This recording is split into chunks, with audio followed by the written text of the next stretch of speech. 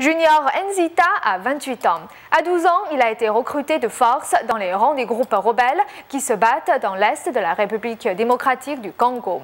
6 ans plus tard, il publie son autobiographie « Si mon histoire d'enfant soldat pouvait être racontée ». C'est le moment que Junior Nzita, 28 ans, attend avec impatience depuis 4 ans. Le moment de partager son expérience d'enfant soldat forcé à se battre en première ligne pour les forces rebelles en République démocratique du Congo. Junior Nzita a présenté son autobiographie « Si son histoire d'enfant soldat pouvait être racontée » devant des centaines de lecteurs à Kinshasa. Junior avait 12 ans lorsqu'il a été enlevé sur le chemin de l'école dans la région congolaise du nord de Kivu. Il a passé les 10 années suivantes de sa vie à se battre dans les rangs de la milice Afidèle, dirigée par Joseph Désiré Kabila, aujourd'hui décédé, et père de l'actuel président congolais Laurent Kabila. Après des années passées sur le front, Junior a été démobilisé en 2006 et adopté par Fidèle Nzita, un autre soldat. Je voudrais dire merci à mes parents et à toute ma famille, plus particulièrement à mon père. Papa, en soutenant ma vie, j'ai découvert en réalité l'amour d'un père envers un enfant. Et voilà, aujourd'hui, je suis capable de redonner l'espoir aux autres jeunes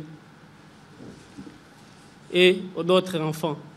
Depuis, Junior a décroché un diplôme en droit à l'université de Kinshasa. Sa mère adoptive raconte qu'il est déterminé à vivre une vie normale, la raison pour laquelle il n'a pas dévié dans une vie de crime, comme de nombreux enfants soldats qui ont beaucoup de mal à réintégrer la vie en société.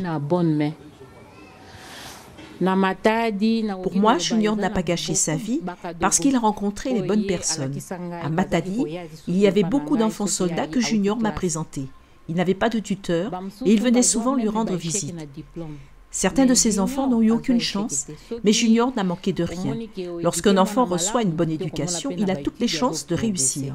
À l'heure où les conflits font toujours rage dans l'est de la République démocratique du Congo, entre l'armée congolaise et le groupe rebelle M23, tous deux accusés de recruter de jeunes soldats, Junior espère que son livre aura un impact.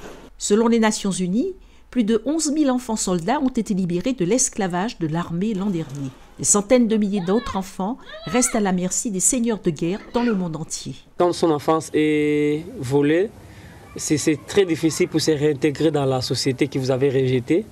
C'est pas facile. Vous savez, moi, ça m'arrive parfois, il y a des milliers que je peux arriver quand on les apprend seulement que celui-ci, c'est un ex-enfant soldat. Les gens se méfient de moi directement.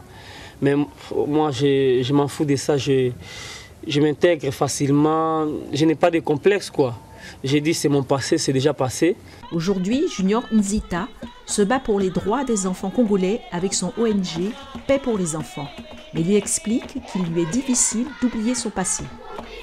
Si son histoire d'enfant soldat pouvait être racontée, est aussi en vente en Belgique et en France. Plus de 15 000 copies ont été vendues jusqu'à aujourd'hui.